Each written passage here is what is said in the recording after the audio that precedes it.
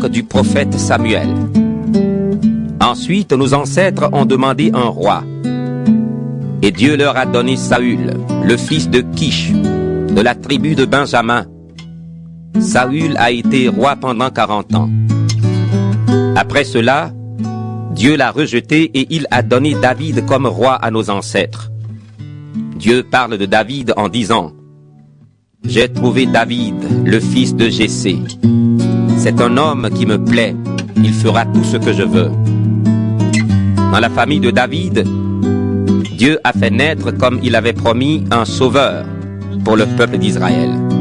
C'est Jésus. Avant que Jésus vienne, Jean-Baptiste a lancé cet appel à tout le peuple d'Israël. Faites-vous baptiser pour montrer que vous voulez changer votre vie. À la fin de sa mission, Jean-Baptiste disait: À votre avis, qui suis-je? Je ne suis pas le Messie. Mais écoutez, il vient après moi, et je ne suis pas digne de lui enlever ses sandales. Paul dit encore: Frères, c'est à nous tous que Dieu envoie cette parole pour nous sauver. Il l'envoie à vous, les enfants d'Abraham, et à vous qui adorez Dieu. Les habitants de Jérusalem et leurs chefs n'ont pas compris qui est Jésus. Ils n'ont pas compris les paroles des prophètes qu'on lit chaque sabbat. Mais ils ont fait ce que ces prophètes annonçaient. Ils ont condamné Jésus. Ils n'ont pas trouvé de raison pour le faire mourir. Pourtant, ils ont demandé à Pilate de le tuer. Ils ont fait tout ce que les livres saints annonçaient au sujet de Jésus. Ensuite, ils l'ont descendu de la croix et ils l'ont mis dans une tombe. Mais Dieu l'a réveillé de la mort. Et pendant plusieurs jours, Jésus s'est montré à ceux qui l'avaient accompagné de la Galilée jusqu'à Jérusalem. Maintenant, ils sont les témoins de Jésus devant le peuple. Et nous vous annonçons cette bonne nouvelle. Ce que Dieu a promis à nos ancêtres, il l'a fait pour nous, leurs enfants. Il a relevé Jésus de la mort. On lit dans le psaume 2: Tu es mon fils. Aujourd'hui, moi, je suis devenu ton père. Dieu a relevé Jésus de la mort. Son corps ne retournera plus pourrir dans la tombe. Dieu l'avait annoncé en disant: Je vous donnerai ce que j'ai promis à David, ce qui est saint et vrai. On lit aussi dans un autre passage: Tu ne laisseras pas celui qui t'appartient pourrir dans la tombe. Pendant sa vie, David a été le serviteur de Dieu. Il a fait ce que Dieu voulait. Quand il est mort, on l'a enterré près de ses ancêtres et il a pourri dans la tombe. Mais Jésus n'a pas pourri dans la tombe. Dieu l'a réveillé de la mort. Frères, vous devez savoir une chose. Grâce à Jésus, on vous annonce aujourd'hui que vos péchés sont pardonnés. La loi de Moïse n'a pas pu vous libérer de vos péchés, mais tous ceux qui croient en Jésus sont complètement libérés. Donc, faites attention. Les prophètes ont dit: Gens orgueilleux, regardez. Soyez étonnés, puis disparaissez. En effet, pendant votre vie, je vais faire quelque chose d'extraordinaire. Et si on vous le raconte, vous ne le croirez pas. Il ne faut pas que cela vous arrive. Ensuite, Paul et Barnabas sortent de la maison de prière. On leur demande de revenir le sabbat suivant et de parler des mêmes choses. Après la réunion, beaucoup de Juifs et d'autres gens qui obéissent à la loi de Moïse accompagnent Paul et Barnabas. Paul et Barnabas parlent avec eux. Ils les encouragent à rester fidèles au Dieu d'amour. Le sabbat suivant, presque tous les habitants d'Antioche de Pisidie se rassemblent pour entendre la parole du Seigneur. Quand les Juifs voient cette foule, ils sont remplis de jalousie. Ils se mettent à dire tout le contraire de Paul et ils l'insultent. Alors, Paul et Barnabas disent avec assurance: C'est d'abord à vous, les Juifs, que nous devions annoncer la parole de Dieu. Mais vous la rejetez et vous trouvez sans doute que vous n'êtes pas digne de vivre avec Dieu pour toujours. C'est pourquoi nous irons maintenant vers ceux qui ne sont pas juifs. Le Seigneur nous l'a commandé en disant: J'ai fait de toi la lumière des autres peuples. Ainsi tu annonceras jusqu'au bout du monde que Dieu sauve. Ceux qui ne sont pas juifs entendent cela et ils sont tout joyeux. Ils remercient le Seigneur pour sa parole. Tous ceux que Dieu a choisis pour vivre toujours avec lui deviennent croyants. Dans tout le pays, la parole du Seigneur est de plus en plus connue. Mais les Juifs entraînent avec eux des femmes de rang élevé qui adorent Dieu, ainsi que les notables de la ville. Ils poursuivent Paul et Barnabas pour leur faire du mal, et ils les chassent de leur pays. Les deux hommes partent en secouant la poussière de leurs pieds, et ils vont à Iconium. À Antioche, les disciples restent remplis de joie et de l'Esprit Saint. Chapitre 14. À Iconium, c'est la même chose qu'à Antioche. Paul et Barnabas entrent dans la maison de prière des Juifs. Ils annoncent la parole de Dieu. Alors, une grande foule de Juifs et de non-Juifs deviennent croyants. Mais certains Juifs refusent de croire. Ils entraînent avec eux ceux qui ne sont pas Juifs et ils les poussent à penser du mal des frères. Malgré tout, Paul et Barnabas restent assez longtemps à Iconium. Ils parlent avec assurance, pleins de confiance en le Seigneur. Ils parlent de son amour, et le Seigneur montre que leurs paroles sont vraies. En effet, il leur permet de faire des choses étonnantes et extraordinaires. Les habitants de la ville ne sont pas d'accord entre eux. Les uns sont pour les Juifs, les autres sont pour les apôtres. Les Juifs et ceux qui ne sont pas Juifs, avec leur chef, décident d'attaquer Paul et Barnabas et de les tuer en leur jetant des pierres. Mais les deux hommes apprennent cela. Ils partent donc vers les villes de la Lycaonie, à Lystre, à Derbé et dans les environs. Là aussi, ils annoncent la bonne nouvelle.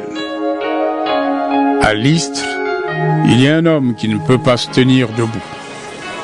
Depuis sa naissance, il est infirme et n'a jamais pu marcher.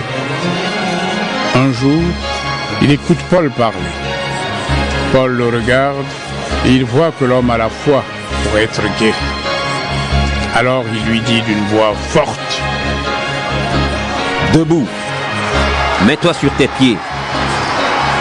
L'homme se lève d'un bond et se met à marcher. La foule voit ce que Paul a fait. Elle dit en lycaonien, qui est la langue du pays: Les dieux ont pris un corps d'homme et ils sont descendus chez nous. Ils appellent Barnabas Zeus et Paul Hermès. En effet, c'était Paul qui parlait. À l'entrée de la ville, il y a un temple pour le dieu Zeus. Le prêtre de ce temple amène devant les portes des taureaux ornés de couronnes de fleurs. Avec la foule, il veut offrir un sacrifice aux apôtres. Quand Paul et Barnabas apprennent cela, ils déchirent leurs vêtements et ils se précipitent au milieu de la foule en criant: Mes amis, pourquoi est-ce que vous faites cela? Nous sommes des hommes comme vous. Nous vous apportons la bonne nouvelle. Alors abandonnez ces dieux qui ne valent rien. Tournez-vous vers le Dieu vivant. Il a fait le ciel, la terre, la mer et tout ce qu'ils contiennent. Autrefois, il a laissé tous les peuples suivre leur chemin.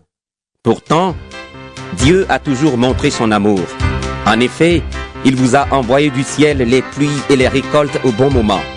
Il vous a donné la nourriture et il a rempli vos cœurs de joie. Malgré ces paroles, Paul et Barnabas ont du mal à empêcher la foule de leur offrir un sacrifice. Des Juifs arrivent d'Antioche, de Pisidie et d'Iconium. Ils se mettent à persuader la foule. Alors, on lance des pierres sur Paul et on le traîne en dehors de la ville.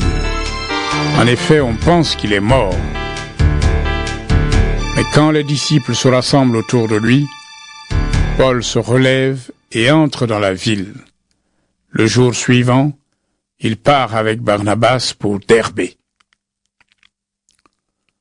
Dans la ville de Derbé, Paul et Barnabas annoncent la bonne nouvelle. Beaucoup de gens deviennent disciples. Ensuite, Paul et Barnabas retournent à Lystre, à Iconium et à Antioche de Pisidie. Ils encouragent les disciples et leur demandent avec force de rester fidèles à la foi. Ils leur disent: Nous devons traverser beaucoup de souffrances pour entrer dans le royaume de Dieu. Paul et Barnabas choisissent des anciens pour chaque église. Ils prient et ils jeûnent. Puis ils confient au Seigneur ces anciens qui croient en lui. Ensuite, Paul et Barnabas traversent la Pisidie et arrivent en Pamphylie. À Pergé, ils annoncent la parole de Dieu.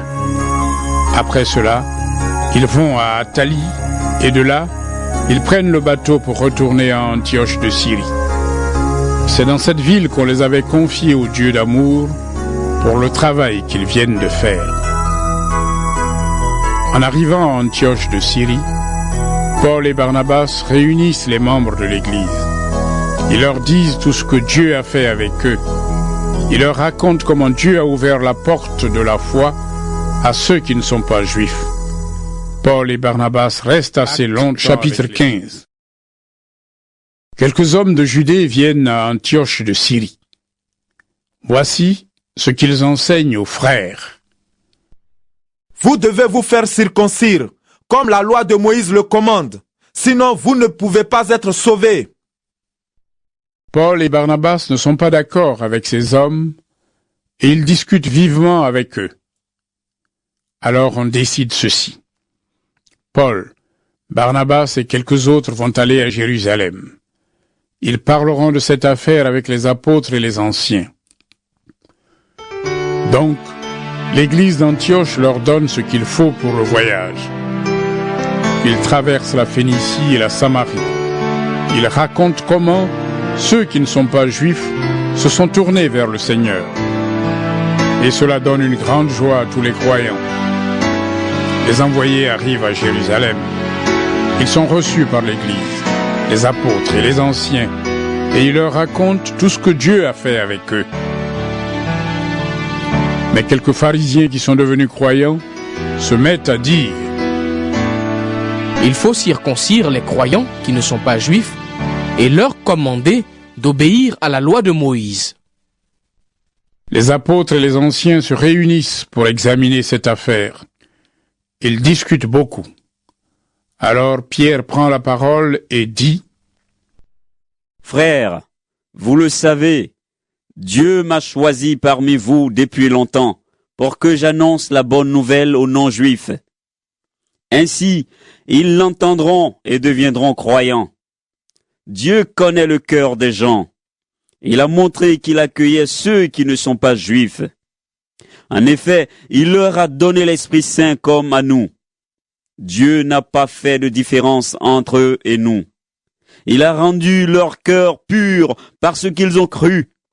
Donc maintenant, pourquoi est-ce que vous voulez provoquer Dieu? Vous voulez mettre sur les épaules des disciples un poids que nos ancêtres n'ont pas pu porter, et nous non plus. Au contraire, nous sommes sauvés par l'amour du Seigneur Jésus, exactement comme eux. Voilà ce que nous croyons. Tous ceux qui sont réunis là se taisent. Ensuite, on écoute Barnabas et Paul. Ils racontent toutes les choses étonnantes et extraordinaires que Dieu a faites par eux chez ceux qui ne sont pas juifs. Quand ils ont fini, Jacques se met à dire: Frères, écoutez-moi. Simon vient de nous expliquer une chose. Depuis le commencement, Dieu a décidé de choisir parmi ceux qui ne sont pas juifs un peuple qui lui appartienne. Et les paroles des prophètes